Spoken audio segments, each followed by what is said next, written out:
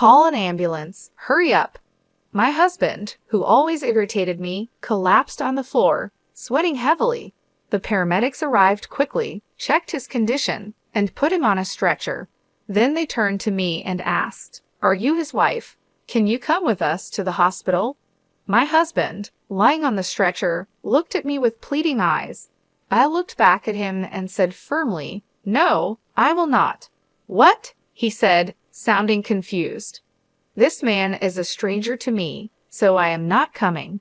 "What?" he repeated. "Please take care of the rest," I told the paramedics. "Wait, Julie, wait," he called out. I pulled out something I had been carrying in my pocket for days.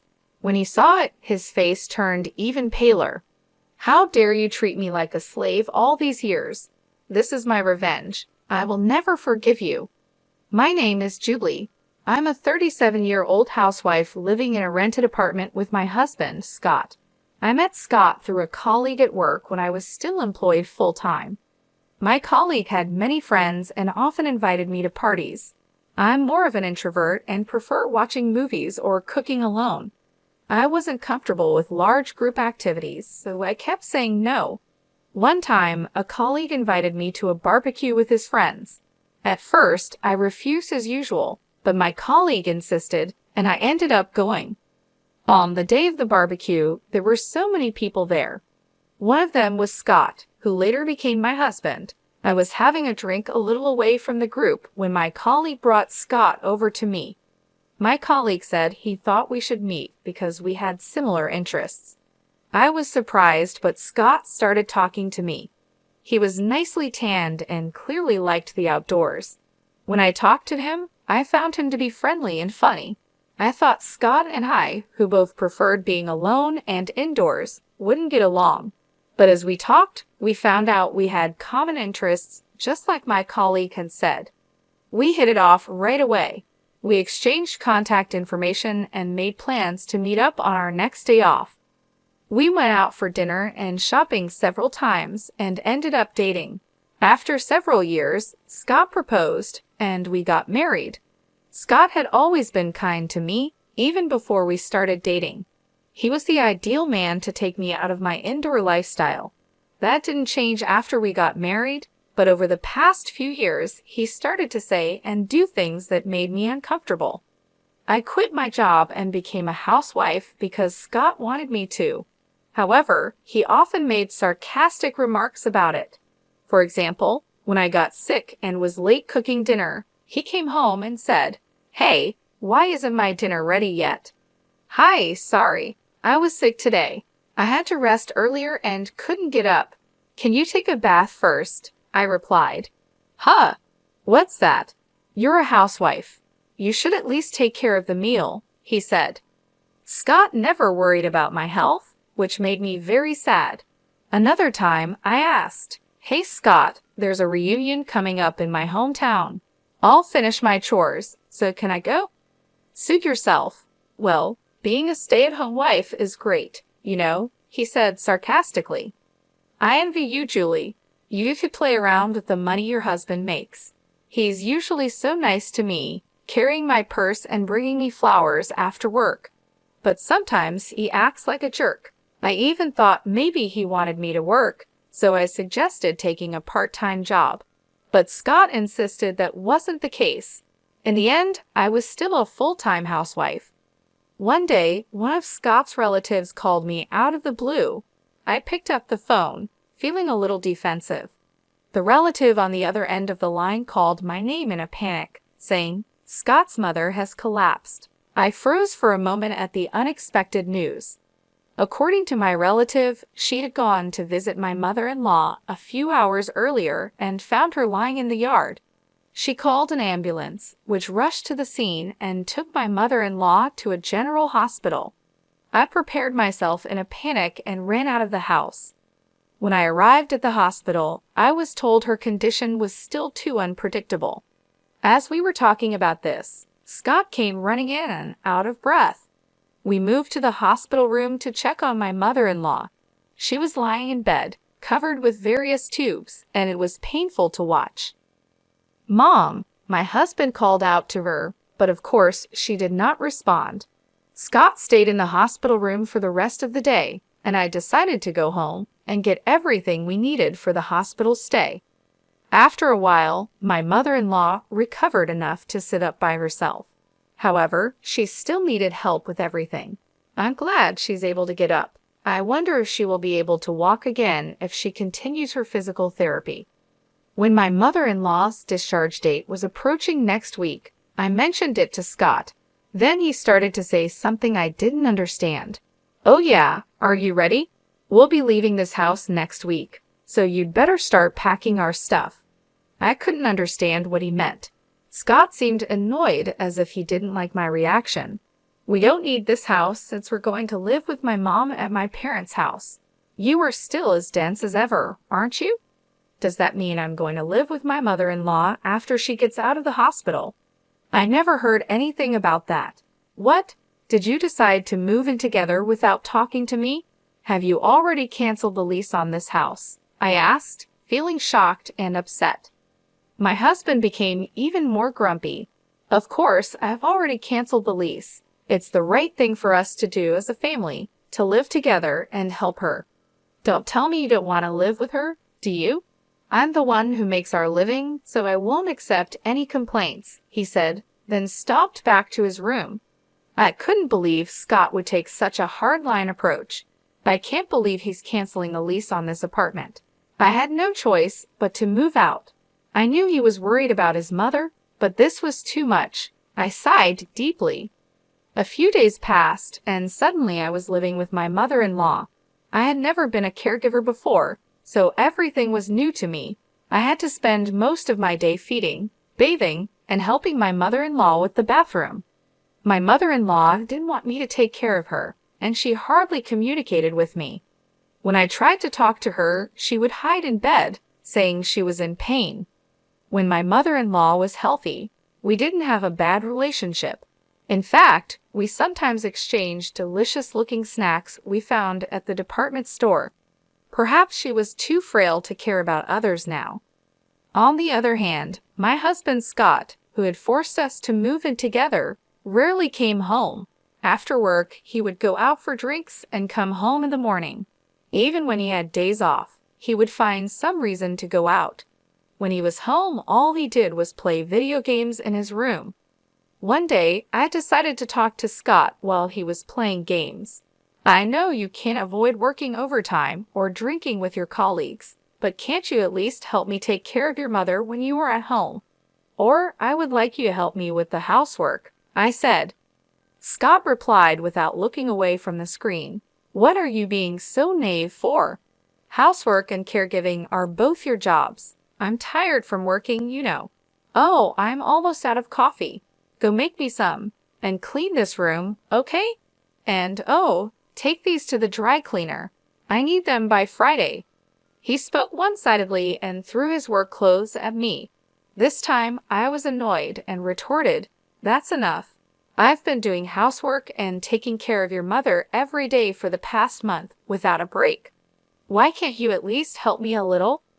Scott then slams the game controller down on the desk and stands up angrily. "How dare you talk to me like that? Who do you think you owe your livelihood to? If you have a problem with me, then get out. Come on, get your stuff together and get out." Well, I feel sorry for my mom. She's going to be left alone without anyone to take care of her. I couldn't say a word. It's true, I only have a little money saved up, and I can't leave my mother-in-law, who can't do anything for herself. I held back, picked up his suit, and left the room. After about 5 months of this difficult life, my mother-in-law suddenly passed away. I woke up in the morning and went to check on her like I always did, but that day she was no longer breathing. I called an ambulance and took her to the hospital, but it was too late. Scott was in tears, but I couldn't cry. I felt cold when I saw Scott crying. I thought to myself, you didn't do anything to help her. When I realized that I didn't have to take care of her anymore, I felt a sense of relief. I felt guilty for feeling that way. Time passed quickly. After the funeral, I suddenly realized that 3 weeks had passed since my mother-in-law was gone. It was time to organize her belongings. After my husband left for work, I started cleaning my mother-in-law's room. I put her favorite clothes and accessories into cardboard boxes one after another. There weren't many, so the work was over soon. Next, I opened the cabinet by my mother-in-law's bedside. There was almost nothing in it, but there was a big can on the bottom shelf. I thought I had seen it somewhere before. It was a can of assorted sweets I had given her when she was still in good health. I wondered why it was there. I opened the lid of the can and found a letter inside. When I picked up the envelope, I saw it was addressed to me. It read, "Dear Julie." I quickly opened it and looked inside. In trembling letters, there was a message for me. "Julie, I am sorry for making you take care of me. I was ashamed of myself for forcing you to work for me every day. I was also ashamed of my son Scott. I know how badly he treated you. Julie, you should leave him and live your life the way you want." My mother-in-law knew everything. She knew her son was selfish and that I was suffering because of it. At the end of the letter, she wrote, "I am glad I was able to spend the last days of my life with you, Julie. Thank you." At that moment, I cried for the first time since my mother-in-law passed away. It felt like everything I had been holding back was flowing out of me. I cried and cried until my tears ran dry. Then I made up my mind. I would divorce my husband. 12 days had passed since I found the letter from my mother-in-law. My husband was still treating me like a slave. "Julie, I'm missing one of my socks." "Where is it?" "Oh, and take my car to the car wash today." "You've got nothing to do, right?" He was going out with his colleagues for golf. I guess he completely forgot, but today was our wedding anniversary. Well, I didn't care about it anymore. "What are you going to do while I'm golfing?" "You can't just sit around, you know. You have to prepare dinner, clean my room, and clean the bathroom. You have a lot to do." His arrogance left me speechless. "Hey, you hear me? Bring me my sock and a jacket. Hurry up, or I'll be late." At that moment, Scott fell to the floor, clutching his stomach. He was in pain and sweating. He told me to call an ambulance, his words coming out with difficulty. I froze, feeling sad about the situation. Scott yelled at me, "Hurry up, you're really useless. Can't even call an ambulance." Hearing these words, I became strangely calm. Then I called 922, and within minutes, an ambulance arrived with paramedics. The paramedics quickly checked Scott's condition and placed him on a stretcher. They turned to me and said, "You are his wife, aren't you? Would you come with us to the hospital?" Scott looked at me with pleading eyes as he was placed on the stretcher. I looked him right in the eye and said, "No, I will not." I said it firmly, without hesitation. "What?" Scott's voice came out as if he had lost his mind. "This man is a stranger to me, so I am not coming. Please take care of the rest," I said firmly. Then I confronted Scott with something I had been carrying in my pocket for the past few days.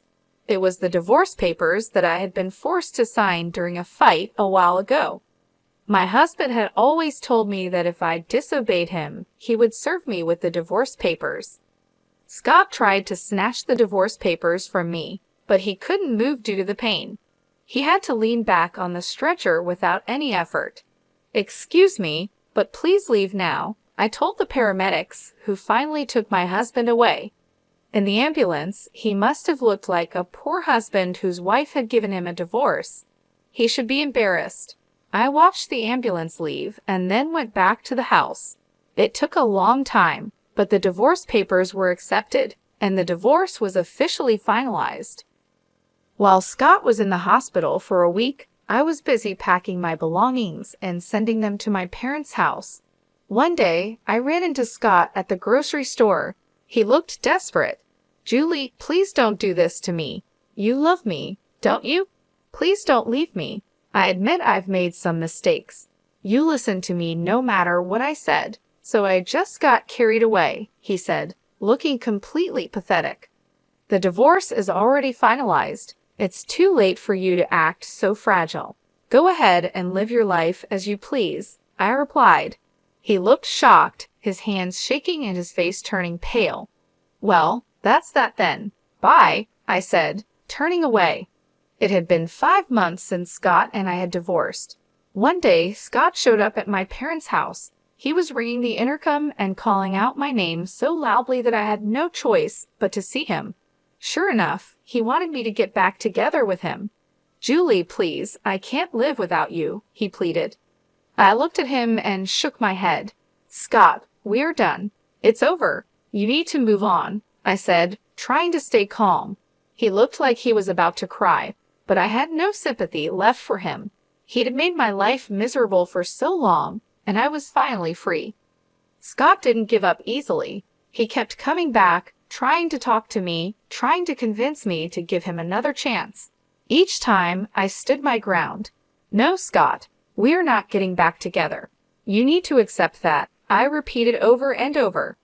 It wasn't easy. There were moments when I felt a pang of guilt, moments when I wondered if I was being too harsh.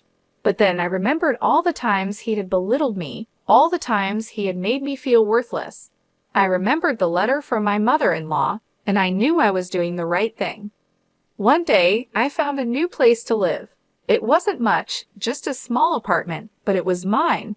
I moved in, set up my things, and started a new chapter in my life. It felt good to be in control, to make my own decisions without anyone telling me what to do. I found a part-time job at a local bookstore. It didn't pay much, but it was enough to get by. More importantly, it gave me a sense of purpose, a reason to get up in the morning. I made new friends, started new hobbies, and slowly I began to rebuild my life. Scott eventually stopped trying to contact me. I heard through mutual friends that he had moved to another city, started a new job. I wished him well, but I was glad he was no longer a part of my life. Looking back, I realized that leaving Scott was the best decision I had ever made. It wasn't easy, and it took a lot of courage, but it was worth it. I was finally free to be myself, to live my life on my own terms. And that was the greatest gift I could have ever given myself. When I kept quiet, he began to tell me about his current life. I can't cook because you always did all the housework, he said. Now, I only eat TV dinners or go out to eat. He admitted he had gained 20 pounds since the divorce. It was clear to see the extra weight on his face and stomach. He went on, I don't know how to do laundry either. My shirts are wrinkled and smell bad, making me look dirty. It was true his clothes were a mess, and he looked unkempt. I finally realized how much you did for me, Julie. If I don't fix this, people at work won't respect me, he said, starting to cry. But I knew those tears were just to make me feel sorry for him and get me back to being his servant. There was no way I was going back to that life.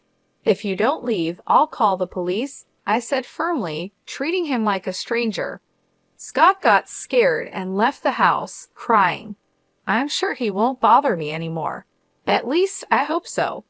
My ex-husband seems to be having a hard life now, but I am doing quite well. I stayed at my parents' house for a while, but now I rent a small apartment and live alone. My standard of living is lower than when I lived with Scott, but I enjoy having my own time and space. I thought it would be hard to find a job at my age, but a friend of mine knew someone who was retiring, and I got a job to take her place. I feel so happy to spend time and money only on myself without anyone telling me what to do. From now on, I want to take care of myself at my own pace. It's the beginning of a new chapter in my life. I have learned to enjoy the little things, reading a book in peace, cooking my favorite meals, and decorating my apartment just the way I like it. Scott tried to contact me a few more times, but I ignored him. Once, he showed up at my parents' house, ringing the intercom and calling my name loudly. I had no choice but to see him. He pleaded with me, saying, Julie, please, I can't live without you. I looked at him and shook my head. Scott, we are done. It's over. You need to move on, I said calmly. He looked like he was about to cry again, but I had no sympathy left for him. He had made my life miserable for so long, and I was finally free. I started making new friends and picking up new hobbies. I joined a book club and started taking yoga classes. I even took a cooking class and learned how to make new dishes. My life was finally my own, and I loved every moment of it. One day, while walking in the park, I ran into an old friend from school. We talked for hours, catching up on lost time. It felt good to reconnect with people who knew me before I was married. It reminded me of who I was and who I wanted to be. Looking back, I realized that leaving Scott was the best decision I had ever made. It wasn't easy, and it took a lot of courage, but it was worth it. I was finally free to be myself, to live my life on my own terms. And that was the greatest gift I could have ever given myself. Every day, I wake up with a sense of peace and happiness. I am no longer bound by someone else's expectations. I am living for myself, and it feels wonderful. I am excited about the future and all the possibilities it holds. From now on, I will take care of myself, follow my dreams, and live my life to the fullest. This is just the beginning of a new and exciting chapter in my life. I am ready to embrace it with open arms.